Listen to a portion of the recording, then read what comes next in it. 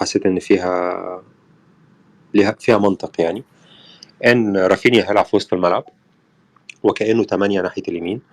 طب ليه فيها منطق؟ رغم ان رافينيا ما عندوش قدرة جيدة على انه يلعب بسرعة بطيئة، ما عندوش قدرة جيدة انه يخرج الكورة او يلعب في مساحات ضيقة او يستلم ويفهم يعني ايه ان انا المفروض استلم، اقف شوية على الكورة، مش لازم كل حاجة بسرعة بسرعة بسرعة بسرعة.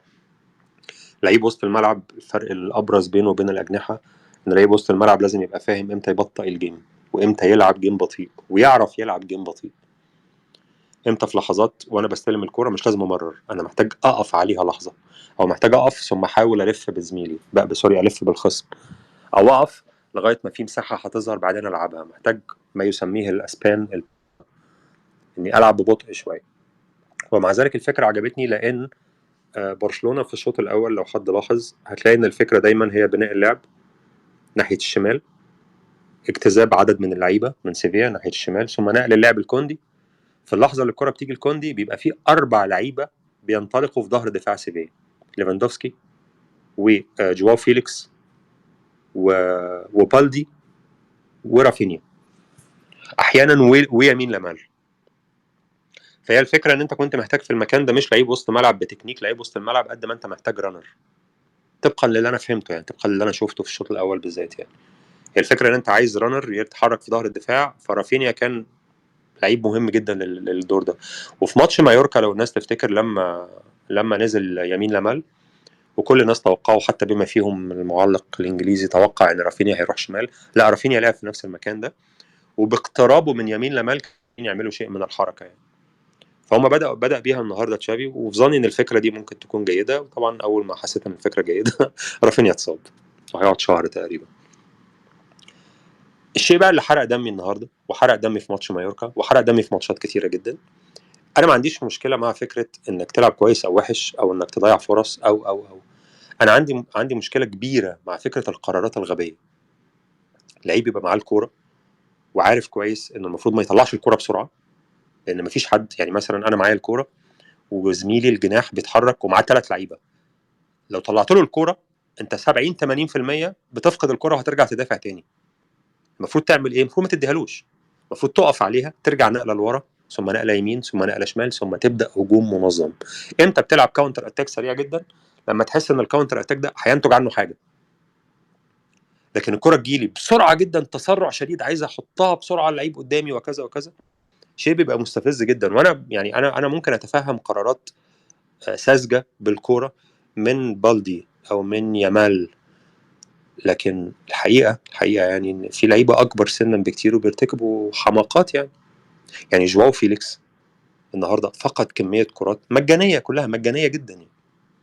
كره احيانا تجيله قدامه مساحه يجري بالكوره ثم يطلع له بالدي، ممكن يقف دي عشان يوقف المدافع معاه ثم يطلع بالدي، لا هو يفضل يحاول يعدي مش هيعرف بعدين يقوم يطلع بالدي بعد ما يكون خلاص بالدي اتمسك بحد تاني. دي مثلا قرار، دي مش مهاره، دي مش امكانيات، دي قرار. كرة معايا 2 على 1 في لحظة ما هقف وكأني داخل لجوه كأني هرقص لجوه، فالمدافع بيضطر يقف معايا. يعني ايه المدافع وقف معايا؟ يعني في اللحظة دي بالدي بقى فاضي خالص، ادي الكرة لبالدي بقى.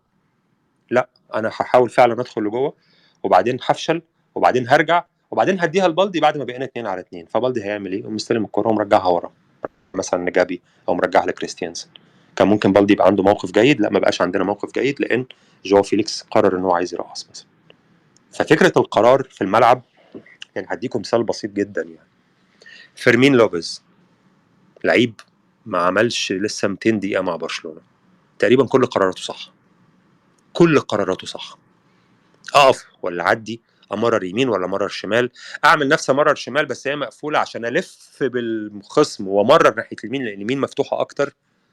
كرة تجيلي ليفاندوفسكي على شمالي مش محتاج استلم وابص وارفع راسي وافكر، لا هي الكرة جات لي من وان تاتش ليفاندوفسكي. لعيب كل قراراته صح. طبعا افضل لعيب بياخد قرارات في الفرقه دي هو لعيب عنده 19 سنه اسمه جابي، افضل لعيب بياخد قرارات في الفرقه على الاطلاق، حتى ما فيش مقارنه بينه وبين اي حد. يعني دي واحده من الجوانب اللي انا كنت معتمد فيها جدا جدا جدا على جوندوجان. والحقيقه ان جوندوجان النهارده اقل سوءا من مباراه مايوركا ما كانش ممتاز بس اقل سوءا من مباراه مايوركا، كان معقول. جوندوجان ما اقدرش اقول انه كان سيء النهارده، كان معقول. بس بالكوره على مستوى اتخاذ القرارات ومن غير كوره على مستوى اتخاذ القرارات جابي في مستوى اخر. في مستوى اخر. حتى وهو بيدافع، مش الفكره مش ان انا بعمل تاكلينج وبموت نفسي وبنزل براسي على الارض وبتاع. انا بدافع ازاي؟ بدافع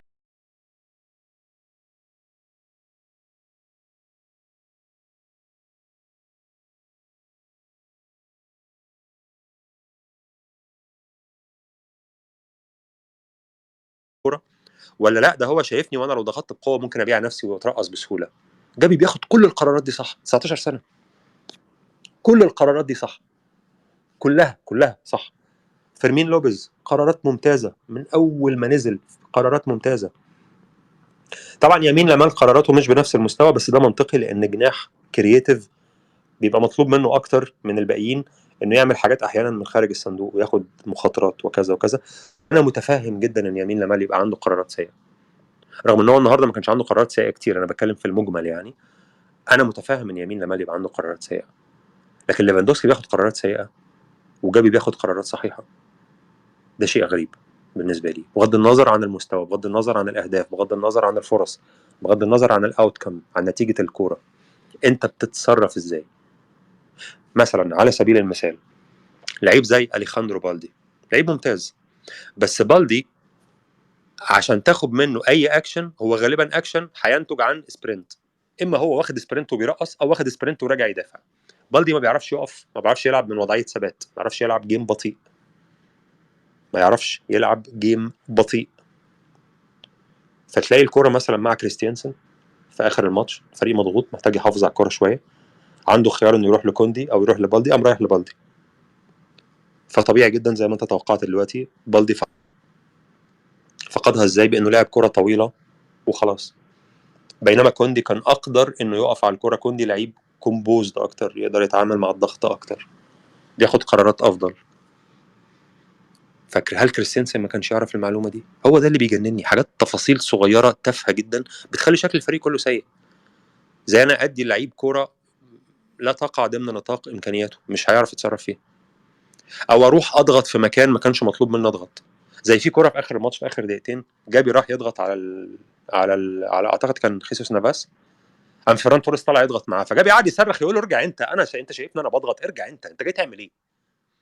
مفهوم ان انت الجناح وان انا لعيب وسط الملعب وانت بتضغط فوقي، يعني لما بنضغط بتبقى انت فوقي في اللحظه دي، بس انت خلاص شفتني انا قريب من اللعبه ورايح اضغط، انت جاي معايا تعمل ايه؟ لو حد خد باله في الشوط الثاني في اخر 3 4 دقائق، وجابي قاعد يصرخ يقول له ارجع انت، ارجع مع بالدي. فران توريس كان محتاج حد يصرخ عليه عشان يفهم، لان هو مش فاهم لوحده. دي حاجه هو مش قادر يستوعبها، ان والله انا الجناح الشمال، بس في اللحظه دي جابي بيضغط، فما ينفعش ان هو نروح نضغط على واحد، يبقى 2 على 1، لان الواحد ده هيقوم مطلع تمريره هيبقوا 2 على 1، 2 من سيبيا على واحد على واحد اللي هو بالدي، مش قادر يفهمها لوحده. حاجات بقى تجنن كتير كتير يعني. ماتش طبعا ماتش مايوركا كان مأساة على مستوى اتخاذ القرارات، ماتش مايوركا كان مأساة، مأساة. نفس الكلام برضو ينطبق، يمكن اللعيب النهارده برضو اللي عجبني شويه ما جبت سيرته، كانسيلو اخذ مخاطرات كتير بس كلها كانت لازمه يعني كانسيلو المخاطره اللي كان بياخدها ان هو في لحظه ما اللعب ثابت فيقوم واخد الكره ومعدي قطريا، بس هو فعليا لولا انه كان بيقدر يعدي قطريا كان اللعب هيفضل ثابت، يعني هو كان بيحرك الاحداث. فكانسيلو عجبني نوعا ما، لكن جابي مستوى اخر، اعلى لعيب في الفرقه. انت لو ما تعرفش لعيبه برشلونه، لو ما تعرفهمش خالص، ما تعرفش مين دول، ما تعرفش اي اسم فيهم، قعدت اتفرجت على المباراه وانا قلت لك في لعيب من دول هو الاكثر خبره، تفتكر هو مين؟ هتقول لي لعيب رقم 6. كل قراراته صح، كل قراراته صح. انا هنا مش بتكلم عن الفدائيه والرجوله، مش بتكلم عن ان هو واحد من اقصر اللاعبين وخد كان هيجيب جون من كورنر، مش بتكلم عن انه بيدافع كرات عاليه وهو طوله قد كده، مش بتكلم عن كل الحاجات دي، بتكلم عن قراراته بس. انا بتحرك فين، انا بمرر فين، انا بمرر بسرعه ولا بمرر ببطء، انا بعمل ايه؟ زي مثلا مع حبي الشديد لجندوجان يعني، الكره اللي برشلونه واقف فيها جنب الكورنر بيضيع وقت، انت هنا بتعمل ايه؟ بتستهلك وقت، بتبطئ الجيم وبتستهلك وقت، وبتحاول تفقد الكرة في هيئة، لو فقدت الكرة خالص بتحاول تفقدها في هيئة رمي التماس. ليه رمي التماس؟ لأن رمية التماس لسيفيا جنب مرماه ورطة، فهتطلع تضغط عليه هتبطئه. الكرة جت لجندوجان قام لافف وشايط. شايط دي معناها ايه؟ بينهي الهجمة، بيقول لهم خدوا يا جماعة ابدأوا هجمة جديدة. حاجة تجنن، وما تجيش من جندوجان أبدا يعني. هو أنا بسميه القرار. جندوجان لما بياخد الكرة من على الكورنر بتاع منطقة الجزاء ويلف ويشوط، هو منتظر ايه؟ جندوجان منتظر تدخل جول؟ احتمالاتها كام في المية انها تدخل جول؟ 1%، نص في المية، اعتقد اقل من 1%. الاحتمال الاقرب ايه؟ يا ضربه مرمى بداوا هجمه جديده، يا في ايد الحارس بداوا هجمه جديده بسرعه. وده اللي حصل، في ايد الحارس فبداوا هجمه جديده بسرعه. ده قرار، ده ملوش علاقه بالمهاره، ملوش علاقه باي شيء اخر. ده ليه علاقه انت قررت فكرت في انك تعمل ايه. الكوره معاك، انت فكرت انا هعمل ايه بالكوره دي. في النقاط دي حتى الان ما شاء الله، يعني مش عايز احسده، جابي لا يقارن. نادرا لما توقف اللعب تبص على جابي تلاقيه بياخد قرار غلط. يعني مثلا في قرارات سيئه احيانا بياخدها بالدي، وانا ببقى متفهم بالدي لعيب صغير في الاخر، ان في تكتل شديد وهو واخد الكرة وعامل سبرنت تقوم مقطوع منه. سبرنت فين يا حبيبي؟ مفيش مساحه، الناس كلها مقفوله. مرر، انت عايز تعمل سبرنت بالكرة، استنى لما تيجي الفرصه، دلوقتي مفيش فرصه، مش بالعافيه. برضو في لحظه النهارده كانسيلو مع حبي الشديد وعمل جيم، يعني انا شايف ان كانسيلو من افضل اللعيبه النهارده. بس في لقطه في الشوط الاول كوندي خد الكرة وتقدم بيها، كوندي خد الكرة وتقدم بيها، بعدين الكرة وصلت لكانسيلو، كانسيلو شايف كوندي متقدم، بالتالي انا في موقع لا يسمح لي ان اخد مخاطره، لان كوندي متقدم. اللعيب اللي تحتي، اللعيب اللي بيغطيني كوندي متقدم. ففي اللحظه دي اخر شيء اعمله في حياتي هو ان اخد مخاطره. قام واخد مخاطره، قامت مقطوع الكوره، قام ضاغط تاني وعدت على خير. بس لو اللي قطع الكوره ده لعيب اكثر مهاره كانت بقت مشكله. ده قرار، ده ملوش علاقه بالمهاره، ده ملوش علاقه بالتمريره الحلوه والتمريره الوحشه، بالقدره على الاستلام والتسليم. لا، ده دي علاقه انا بفكر ازاي. قلب الدفاع بتاعي متقدم، يبقى دي اخر لحظه في العالم انا اخد فيها مخاطره، لان لو اتقطعت الكوره مفيش قلب دفاع حتى يغطيني. انا الباك رايت وهو الرايت سنتر باك، هو مش موجود، خلاص منهم لاشتجن. الحاجات دي بتجنني. برضه من اللعيبه اللي قراراته السيئه، بس انا متفهم ان ده مش جزء من الجيم بتاعه. رافينيا، رافينيا قراراته سيئه جدا، بس يعني ده مش جزء من الجيم بتاعه. رافينيا انت بتاخد منه قوه، سرعه، تسديد، ايجابيه على المرمى، ما انتش منتظر منه القرار. يعني انا متفهم هذا الشيء. لكن جواو فيليكس انا بدات استوعب كانت ايه مشكلته مع سيميوني، لان هو لعيب موهوب جدا، بس موهوب جدا جوه البوكس او حوالين البوكس. جواو فيليكس موهوب جدا جوه البوكس وحوالين البوكس، لكن احنا طالعين بالكوره وانا مستلم الكوره على بعد 40 متر من المرمى. فهنا محتاج ان ناخد قرار ملوش علاقه لا بالاسيست ولا بالتسجيل ولا باي حاجه، ليه علاقه بان انا اقرا المساحه اللي قدامي دي، مين افضل لعيبه اديله الكوره دلوقتي. يعني انا شايف ليفاندوفسكي مثلا في موقع كويس، بس انا مش هقدر اديها له. بس انا شايف جابي جاي، ولو اديتها لجابي، جابي هيبقى في موقع جيد انه يدي كوره لليفاندوفسكي اللي انا اصلا عايز اوصل له الكوره. لو انا لعبتها مباشره ليفاندوفسكي بقى انا لعيب غبي. انا شايف ان ليفاندوفسكي في موقع جيد، بس انا لازم اقرا ان من موقعي ده انا مش هقدر اوصل له الكوره، فلازم بدل ما اوصلها له عن طريق نقله اوصلها له عن طريق نقلتين. في حد جاي بوشه جندوجان او جابي، اديها للعيب اللي جاي بوشه، اللعيب اللي جاي بوشه ده هيقدر يوصلها ليفاندوفسكي. كده يبقى احنا كلنا فريق ذكي، فريق بيفكر. احنا كلنا عارفين ان ليفاندوفسكي في موقع جيد، بس احنا عارفين برضو ان اللي معاه الكوره مش هيقدر يديها له، فاحنا بدل ما هنديها له في تمريره هنحاول نديها له في تمريرتين. لكن لا، مفيش. جواو فيليكس ياخد الكوره، اول حاجه انا عايز اعدي، طبعا ما بيعرفش يعدي، ويكون بالدي عدى عمل الاوفرلاب وجري. بالدي كان لو كان اداها له في اول لحظه كان بالدي بقى عنده فرصه، بس خلاص بالدي عدى من ثانيتين ثلاثه. ثانيتين ثلاثه يعني ايه؟ يعني اتقفلت عليه خلاص. ما انت بتلعبش نفسك في الملعب، في خصم بيرجع يغطي، يوم في الاخر خالص يتزنق يقوم مديها لبالدي، بالدي يلاقي نفسه استلم الكره قدام المدافع يقوم مستلم مرجعها لجابي، جابي ومرجعها لكريستيانسن. ما عملناش حاجه. ليه؟ لان جواو فيليكس اتصرف ببطء. السيد ليفاندوفسكي حاجه مأساة خالص، حاجه صعبه جدا. ولو ان ليفاندوفسكي انا برضو منتظر ان ممكن تكون فورمه وتعدي، لان هو ليفاندوفسكي لا زال جوه البوكس عنده سنس كبير جدا. لكن ان فريق كامل يبقى بيفقد الكرة كتير لانه بس بياخد قرارات غلط، فريق كامل بيفقد الكرة كتير لان لعيبته بيحسوا ان لو زميلي متقدم شويه ومعاه اتنين لعيبه، لا خلينا اديها له في وسط اتنين عشان يفقدها ونرجع ندافع تاني. فريق كامل مش عارف هو انا المفروض اضغط هنا ولا اضغط هنا ولا اقف ما اضغطش اصلا لان انا مساحتي هنا مكشوفه. المفروض ما اطلعش اصلا، ما اسيبش مكاني واطلع اضغط، انا المفروض افضل واقف في مساحتي. دي حاجه تجنن بصراحه يعني. فهو في لعيبه كتير صغار السن، انا متفهم ده من بالدي، متفهم ده من يامال، كنت هتفهم ده من جابي، بس جابي هو احسن واحد في الحاجات دي كلها. وكنت هتفهم ده من فيرمين لوبيز، بس فيرمين لوبيز من افضل اللاعبين ومن افضل متخذ القرارات في الجيم النهارده. سيبك من المهاره، من التسديد، من المش عارف ايه، الولد فاهم ايه اللي بيحصل. في كره في الشوط الثاني جات له وكان قدامه ليفاندوفسكي، وليفاندوفسكي لعيب كبير واكبر اسم في الفرقه يعتبر وبتاع، فانا توقعت على طول ان هو هيديها له وهنفقدها في نفس اللحظه. ليفاندوفسكي هيحاول يستلم، هتتاخد منه. الواد عشان ذكي جدا عمل نفسه هيدي ليفاندوفسكي، ثم رجع خطوه لورا، ثم لف بالكوره، ثم اداها اليمين لمال اللي هو كان الخيار الافضل من الاول. هو كان شايفه الخيار الافضل من الاول، بس ما كانش شايف ان هو يقدر يلعبها له في وضعيته دي. فقرر انه يموه ويلف ويعدلها على يمينه ويديها لمال وتوصل مظبوطه. ده اسمه ايه؟ ده قرار. انت مش محتاج هنا اي مهاره من اي نوع، محتاج بس انك تكون بتعرف تفكر. فبرشلونه النهارده نتيجه للتفكير السيء معظم الجيم كان في حاجات تغيظ. وفي ماتش مايوركا، ماتش مايوركا ده لا يقارن يعني. ماتش مايوركا ده على مستوى القرارات لا يقارن، حاجه مأساة مأساة مأساة فعلا يعني. بس عدت على خير يعني. من المفارقات النهارده ان راموس عمل جيم كويس. الماتش انتهى بأون جول من راموس، بس هو عمل جيم كويس، فعلا عمل جيم كويس. وبرده هو كان ذكي شويه. راموس ما طلعش نفسه بره البوكس زي زمان كتير، كان بيدافع جوه البوكس اكتر، بس هو في اطار هذا الدفاع جوه البوكس كان ممتاز، كان عامل جيم جيد جدا جدا يعني. والنهارده برضو من الايام اللي تحمد فيها ربنا ان ياسين بونو مشي. الحارس بتاعهم ده انا حاسس انه هيعمل معاهم مشاكل كتير يعني. المهم بتهيألي كده انا مش عايز ارغي اكتر من كده. انا متضايق بس ان رافينيا اصيب. يعني كنت بدات احس ان الكومباينيشن بينه وبين يامال دي ممكن يطلع منها حاجه، بس يمكن يكون خير عشان فيرمين لوبيز ياخد مساحه اكبر. ولو ان انا اتمنى يعني هو تشافي بيعمل حاجه جيده، قال كذا تصريح جيد يعني. قال يمين لمال موهبه كبيره، بس احنا عايزين نبقى كيرفول جدا معاه. مش موهبه جيده يلا ننزل نحرقه، نبقى حريصين جدا معاه. واتمنى انه يعمل نفس الشيء مع فيرمين لوبيز، لان انا لعيب مبشر للغايه يعني. لا يمتلك مهاره بيدري، لا يمتلك قوه جافي، بس يمتلك عقل الاثنين. لان بيدري برضو المساله بالنسبه له مش مهاره بس، بيدري من اذكى عقول في وسط الملعب، مش في برشلونه، في اوروبا. من اذكى العقول. سيبك من المهاره طبعا والقدره على انه يستلم الكره ويلف بالخصم ثم يعمل تمريره ذكيه، لا الغي كل ده. قراراته العاديه بالكوره، احنا هنمرر فين، احنا هنقف هنبطأ شويه ولا هنلعب بسرعه، الحاجات دي بيدري توب، جابي توب، 19 و20 سنه توب توب توب في حاجات كان بيعملها. طبعا مش بنفس المستوى يعني، بس كان بيعملها تشافي وانيستا وهم في اواخر العشرينات وداخلين على 30.